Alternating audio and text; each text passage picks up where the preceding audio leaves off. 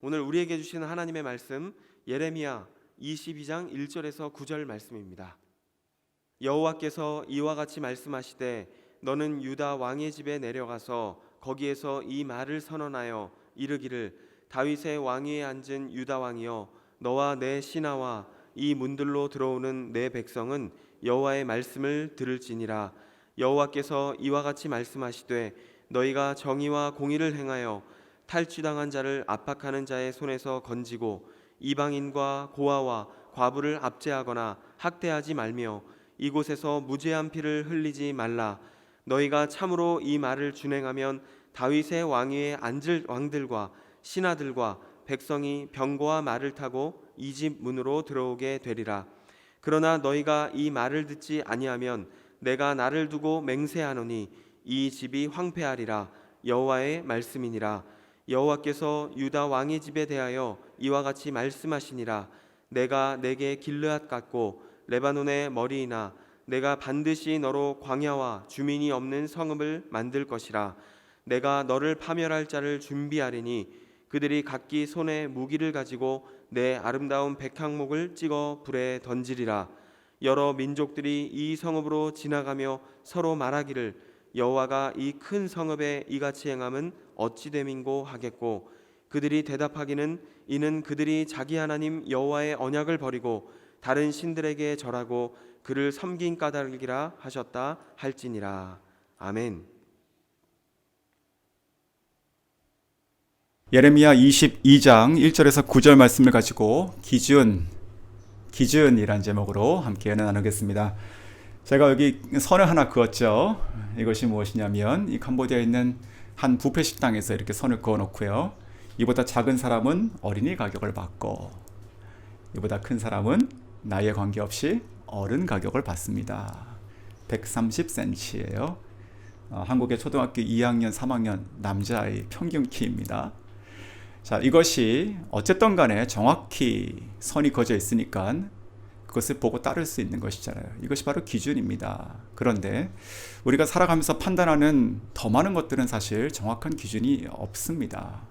가령 요즘 우리가 미에 대한 관심이 많습니다. 그런데 만약에 우리가 100명을 이렇게 모아놓고 그 중에 가장 아름다운 사람부터 해서 줄을 세운다? 가능할까요?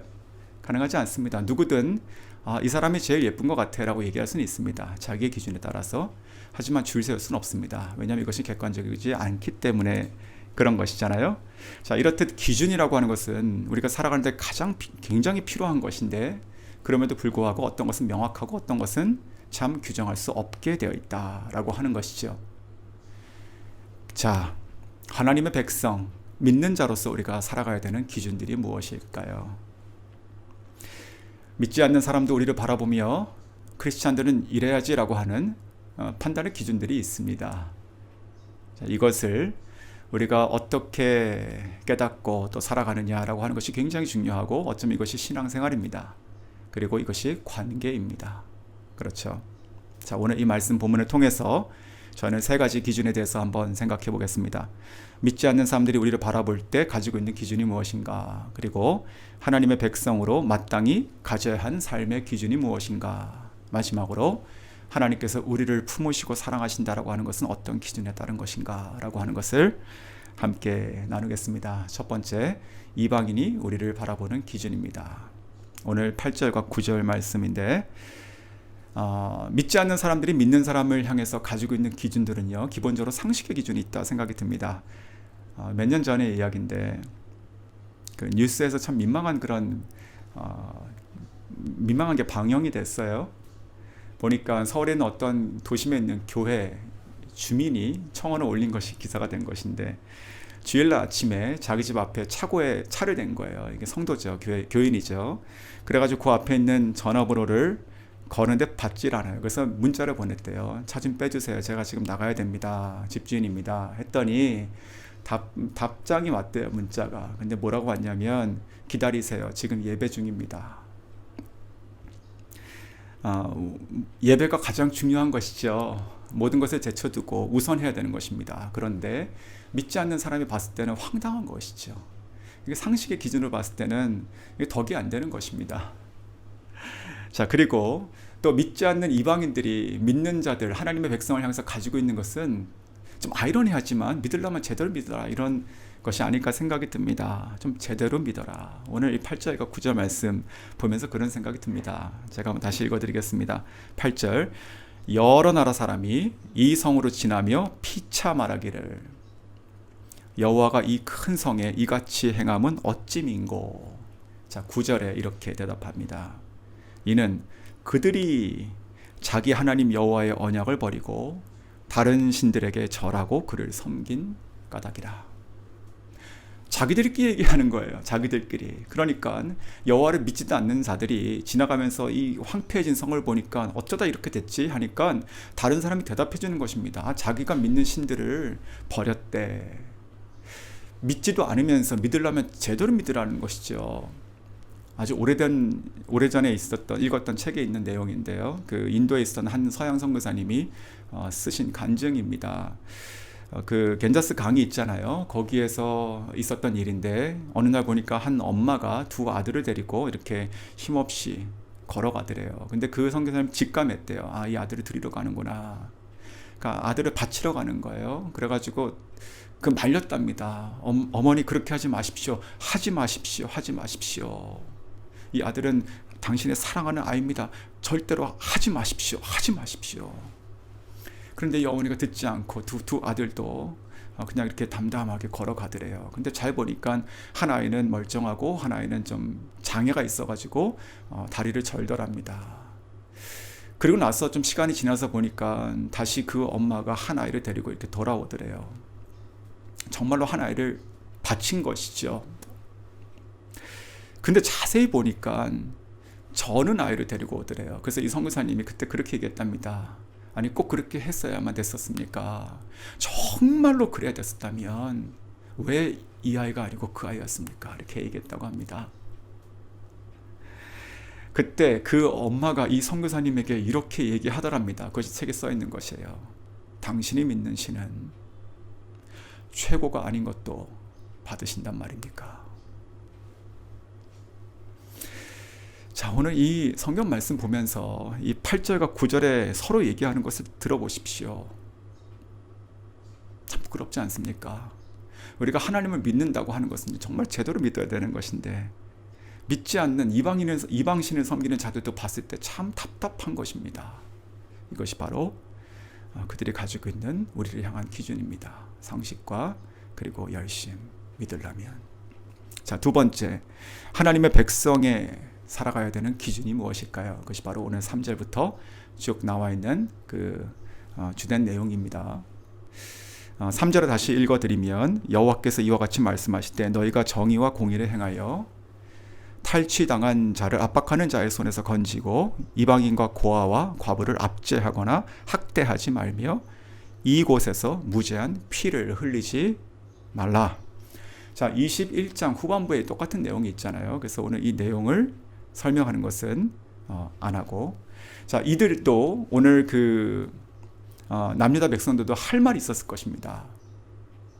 아니 하나님, 그래도 우리 성전에서 예배하지 않습니까? 우리 아이들에게 하나님의 율법 읽히고 또 쓰게 하고 또 외우게 하고 삽니다. 때마다 하나님께 예물 드립니다. 이 정도면 괜찮지 않습니까? 아마 그렇게 얘기하고 싶었을 것입니다. 그런데 변명하는 사람들의 특징입니다. 그것이 누군가를 비교해가지고 자기를 변호하거나 아니면 자기가 하지 않은 것을 이야기하는 것이 아니라 자기가 한 것을 가지고 덮는 것이잖아요. 저희가 캄보디아 처음 왔을 때 저희 아이들이 많이 어렸었습니다. 막 많이 덥고 낯설고. 그래서 이 아이들에게 어떻게 할까 하다가 그래, 캄보디아가 이제 열대 지방이니까 과일이 아주 맛있는 게 참 많습니다. 그래서 아이들에게 맛있는 과일을 좀 사주면서 좀 달래야겠구나 처음에 그렇게 생각했어요. 그래서 이렇게 얘기했어요. 오냐 주원아, 여기 캄보디아는 정말 과일이 많고 정말 맛있는 과일이 정말 많아. 천국 같은 곳이야. 과일 천국. 자, 먹고 싶은 것 좀 얘기해봐. 다 사줄게. 이렇게 얘기했어요. 그랬더니 저희 딸이 얘기하더라고요. 딸기 없습니다 여기요. 네, 기후가 안 맞아서 안 납니다. 그래서 제가 좀 당황했어요. 딸기 그거는 없는데 그거 말고 또 뭐 먹고 싶니? 그래서 이게 제 아들이 얘기하더라고요. 포도도 없습니다. 자, 여기 다 있어도 자기가 원하는, 정말 자기가 갖고 싶어 하는 것이 없으면 없는 것입니다. 우리가 하나님의 말씀을 준행한다, 하나님의 기준을 따라 산다라고 하는 것 똑같다 생각이 듭니다. 하나님께서 말씀하신 것을 따라 살아야죠. 우리가 스스로 변화하고, 하나님 그래도 이것은 있지 않습니까? 하나님 앞에 살아가는 우리의 삶은요, 플러스 마이너스 결산이 아닙니다. 이게 좀 모자라도 저게 좀 나으니까 평균이 이 정도면 뭐 합격이다, 그런 것이 아니라는 것이죠. 하나님께서 세우시고 제시하신 말씀을 따라 사는 그 기준, 그것을 준행하는 것, 그것이 중요한 것입니다. 그런데 오늘 그 가운데 오늘 이 3절을 보니까 그 이방인과 고아와 과부를 압제하거나 학대하지 말라 이렇게 되어 있잖아요. 이제 가난하고 어려운 자, 연약한 자들을 도우라는 것인데, 요즘 시대에 이것이 참 저희들에게 필요한 말씀이다 이렇게 생각이 듭니다. 이렇게 길을 가다가요, 뭐 오리떼가 이렇게 보이면 차들이 씁니다. 그렇죠? 그러면 그 앞에 있는 오리 중에서 그 엄마 오리가 이렇게 양편을 보고 안전하다 싶으면 그러면 이제 걷기 시작하죠. 그럼 뒤에 그 새끼들이 따라서 쭉 걸어갑니다. 자, 서 있는 차들이 그 광경을 보면서 화내는 사람 없습니다. 오히려 아이고 참 저 귀엽다, 그래 안전하게 걸어가라, 건너가라 하면서 뿌듯합니다. 내가 서준 거, 차를 잠시 서준 게 아주 큰 일을 한 것처럼 그렇게 자기 자신이 뿌듯해지기도 합니다. 작은 동물 하나가 길을 건너게 해도 그렇게 기쁜 것입니다. 하나님께서 연약한 백성들 돌보라고 하시는 것, 그런 똑같은 마음이시라 생각이 듭니다. 하나님께서 기뻐하시는 것이죠. 우리가 연약한 중에 누군가를, 연약한 자들을 돌보고 사랑으로 품을 때 하나님께서 그것을 기뻐하신다는 것이죠. 지난달에 이곳에 섬기는 그 캄보디아 교회에서 저희가 특별 헌금을 좀 거뒀어요.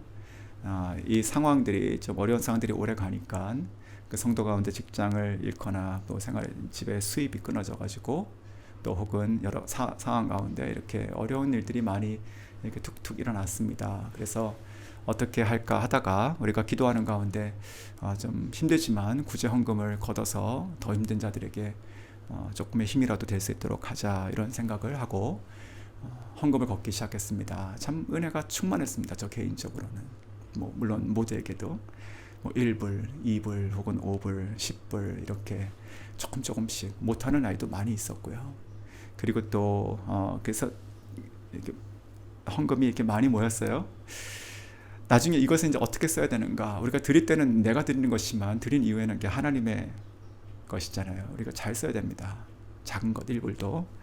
그래서 셀 리더, 목자들을 이렇게 온라인으로 줌으로 만나서 이야기했습니다. 자, 이제 이것은 하나님의 버짓이고 하나님께서 우리에게 잘 쓰라고 주시는 귀한 헌금이다. 이것을 어떻게 쓸지 한번, 그러니까 기도하는 가운데 찾자. 그러면서 우선 제가 그 목자들에게 원하는 것이 있었습니다. 내가 3일의 시간을 줄 테니까 모든 그 셀 원들을 개인적으로 또 이렇게 디테일하게 좀 컨택하며 그들의 삶을 돌아보고 또 기도 제목들을 좀 가지고 나오고 하자.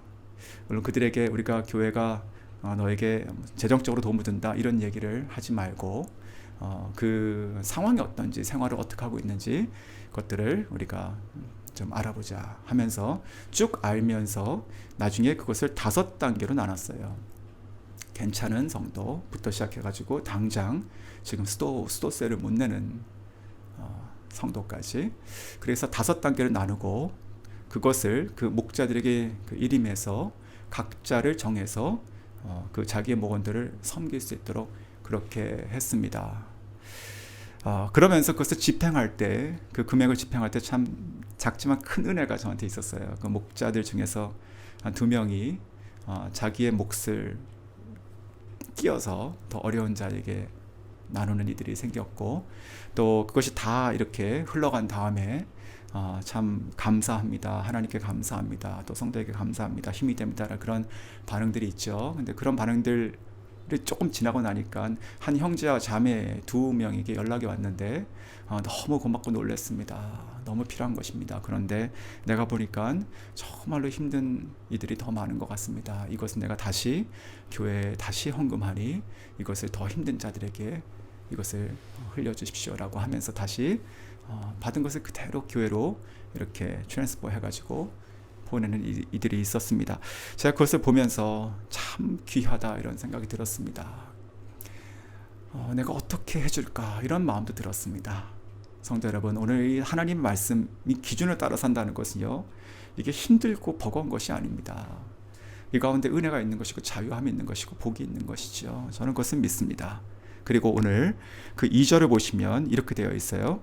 그 다윗의 왕위에 앉은 유다 왕이여 너와, 그러니까 왕이죠. 그리고 너의 신하와 그리고 이 문들로 들어오는 내 백성은 이렇게 되어 있습니다. 그러니까 왕과 신하와 백성이 있어요. 이게 위치에 대한 이야기인데 하나님께서 부르시고 세우시는 위치가 틀려요. 그 위치에 따라서 이 기준을 준행하는 하나님의 기대치가 틀린 것이죠. 저는 이것도 굉장히 중요한 큰 토픽이라 생각해요. 그런데 결론적으로 하나님의 백성들은 왕이나 신하나 아니면 일반 백성들도 혹은 선지자, 제사장들도 다 하나님의 그 말씀의 기준을 따르지 못하고 저 밑으로 내려가 있게 되었다라고 하는 것이죠. 자, 세 번째입니다. 하나님께서 이러한 백성들을 바라보실 때 하나님께서 가지신 기준이 무엇인가 좀 생각해 보겠습니다. 첫 번째는요, 회개를 촉구한 긍휼의 기준을 가지셨습니다. 하나님께서 불쌍히 여기셨다는 것이죠. 불쌍히 여기셨다. 하나님께서 우리를 불쌍히 여기지 않으시면요, 정말 소망이 없습니다. 그렇죠. 누구든 이렇게 목을 꼿꼿이 세울 수 있는 사람 사실 없습니다. 정말 하나님의 은혜와 사랑을 깨달으면 깨달을수록 정말 하나님 앞에 이렇게 낮아질 수밖에 없는 것 같습니다. 하나님께서 나 같은 죄인을 불쌍히 여기셨구나, 이런 것을 저희가 깨닫게 되는 것이에요. 그래서 하나님께서는 회개하라고 촉구하시는 것입니다. 불쌍하니까 살리려고 하시는 것이죠. 누가복음 15장에 탕자의 비유가 나오잖아요. 그런데 그 아들이 자신의 죄를 깨닫습니다. 내가 큰 죄를 범했구나, 하늘과 아버지께. 그러면서 그가 돌아오죠. 그런데 돌아올 때 그 돌아오는 아들을 아버지가 보고 가서 끌어안습니다. 그 대목에서 성경이 이렇게 기록합니다. 아직도 거리가 먼데 아버지가 그를 보고 측은히 여겨 달려가 그를 안았다라고 되어 있습니다. 측은히 여겼다는 것이에요. 이것이 굉장히 중요한 성품이라 생각이 들어요. 하나님께서 우리를 불쌍히 여기십니다. 아멘. 자, 마가복음 5장 7절에 예수님의 말씀이에요. 긍휼히 여기는 자는 복이 있나니 그들이 긍휼히 여김을 받을 것이며. 사랑하는 성도 여러분, 우리가 누군가를 긍휼히 여긴다는 것은요, 하나님의 성품이고 예수 그리스도의 명령입니다. 우리가 따라 살아가야 될 말씀의 기준입니다. 그리고요, 두 번째, 하나님께서 우리 같은 백성을 대하셨던 기준이 무엇이냐, 바로 그것은 살 길을 그래도 열어주셨던 사랑의 기준을 가지고 살았다라는 것입니다. 오늘 그 4절과 5절 말씀이에요. 그 4절과 5절을 이렇게 한마디로 정리하면 들으면 살 것이고 듣지 않으면 죽으리라 이렇게 되는 거예요. 그렇죠? 그래서 들으면 너의 온 백성이 이 문으로 들어올 것이고 듣지 않으면 이 성읍이 황폐해지리라, 망한다는 것이잖아요. 그런데 이 말씀도 21장 8절에도 똑같이 나와 있었습니다. 그 생명의 길 그리고 사망의 길을 두었다라고 하신 말씀하고 똑같은 말씀이에요. 자, 그런데 21장 초반부를 보시면 그 시드기야 왕이 나오잖아요. 그러니까 시드기야는 남유다의 마지막 왕입니다. 즉 하나님께서는요, 끝까지 우리에게 살 길을 제시하시는 그 사랑의 끈을 놓지 않으셨다라고 하는 것입니다. 이 하나님의 사랑의 기준, 이 사랑의 수혜자, 이것을 감당할 수 있는 자격이 무엇일까요? 성경을 보면서 깨닫는 것은요, 마지막에서라도 주님의 손을 잡는 자다, 이렇게 생각이 듭니다. 마지막에서라도 우리가 4시에 5시에 와서 일을 해도 품삯을 똑같이 받는 것이라는 것이죠. 그리고 예수님 옆에 달렸던 그 강도, 평생을 악한 죄인으로 살았지만 마지막 순간이라도 주님 나를 기억하소서라고 주님의 손을 붙잡을 때 너가 오늘 나와 낙원에 있으리라 라고 하셨던 것을 우리가 기억하게 됩니다. 오늘도 우리를 부르시고 초청하시는 이 사랑의 음성을 저희가 따를 수 있기를 원합니다. 마지막 한 가지 좀 생각해 볼 것은 하나님께서 우리를 향해서 가지시는 기준 중에 마지막으로 생각할 것은요, 십자가의 기준입니다. 이것이 무엇이냐? 하나님께서 우리를 불쌍히 여기시고 우리를 사랑하사 하나님의 공의를 이루신 것이죠. 이것이 예수 그리스도십니다. 그 이사야 9장 7절 말씀에 이렇게 되어 있어요. 그가 다윗의 왕위에 앉아 그 나라를 굳게 세우고 공정함과 의로움으로 영원히 다스리실 것이라. 자, 이것은 메시아를 예언하는 구절입니다. 즉 예수 그리스도를 얘기하는 것이죠. 그는 공정과 정의로 의로움으로 그 나라를 영원히 다스릴 것이다 라고 되어 있어요. 오늘 그 3절에 나와 있던 것, 내가 너희들에게 원하는 것은 너희가 정의와 공의를 행하는 것이었다 라고 얘기하잖아요. 그것을 하시는 분, 그렇게 다스리신 우리의 왕은 예수님이신 것이죠.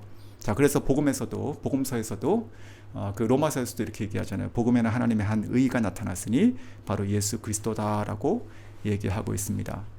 자, 이 예수 그리스도는요, 이 십자가에 우리의 죄와 저주와 사망을 못 박으셨습니다.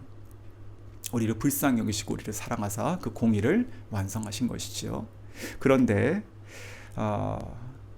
하나님께서 얼마나 그것을 기뻐하셨냐면, 이게 아이러니죠. 예수 그리스도가 십자가에 달려 돌아가시는 그 순간에 휘장을 찢어버리셨습니다. 정말 복음의 대단한 능력인 것이에요. 예수 그리스도가 십자가에 달려 돌아가시는, 운명하시는 그 순간에 하나님께서는요, 휘장을 찢으셨다는 것이죠. 그래서 새롭고 산 길을 내신 것입니다. 그것이 바로 하나님께서 우리를 대하시는 사랑과 공의의 기준입니다. 말씀 맺겠습니다. 우리가 하나님의 백성의 기준은커녕 믿지 않는 자들이 봤을 때도 답답한 크리스찬이 되어 있지 않습니까? 참으로 죄송하기 짝이 없는 것입니다. 오늘 우리가 이 말씀을 다시 우리에게 하시는 말씀으로 듣고 순종할 수 있기를 원합니다.